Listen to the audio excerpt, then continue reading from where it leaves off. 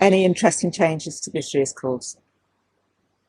Well, so the main change this year is obviously like the 5-star course with the Voltaire Championship course.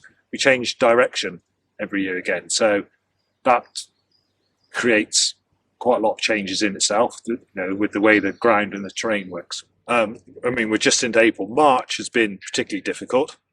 Luckily, we live very close to here, so we've been able to pick and choose our times to get out here and get the work done. At the moment today, the ground is almost perfect, you know, and it's a lovely sunny day, wind's blowing, ground's drying up lovely, and anywhere near going like this when the competition runs, it's going to be just about perfect. So. Voltaire Design Championship track is great. It's a real championship course for the 100s. They've really got to bring their A game right from the word go. So fence 2 is big. Fence 3 and 4 is testing, and then it just keeps testing them right to the very second last fence. The 90s is a very tough track for a 90s, but certainly it's maybe not as in your face as the 100 is. So the 90s will hopefully have a lot more happier time than a lot of the 100s might do. So in that respect, I think the 90s may be a little easier, but it's still a tough 90 track. So riders in both courses are going to have a lot of fun, and the horses are going to enjoy this track. Any elements on either of those courses that may cause an issue? I don't think there's any one jump or any one combination of jumps around this championship track that is going to cause an issue.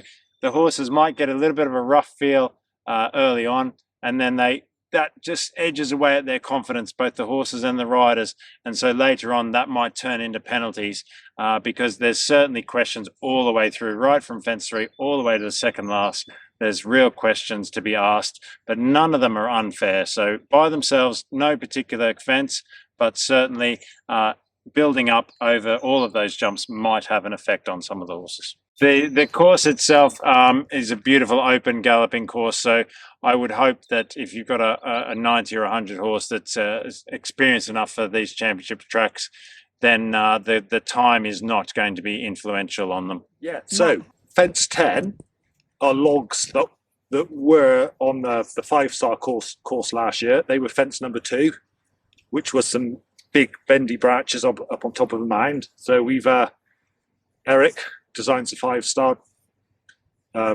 change a jump there. So we recycled those for fence 10 on both courses, and then which is an AB brushes. Those fences were also in the 5-star last year, and they were in the lake. So you're actually jumping some, albeit slightly smaller, some real 5-star fences that the big professional guys have all jumped. I think it should be the 90 and 100 riders should be feeling very privileged and very honoured to be able to be jumping some 5-star fences. You know, be they historically significant, like the fence 4 over that wall, or the keeper's brush ditch, or through the lake, or anything that, you know, or even the modern fences like the Coronation Corral. It's great that they're able to jump side by side amongst the 5-stars. It's going next to it in certain areas, I think, is a real privilege, and it's just great to see. I think it's a real testament to the whole badminton team as well that Eric's enabled that to happen, and James has taken that on and really made that work for the Grassroots Championships.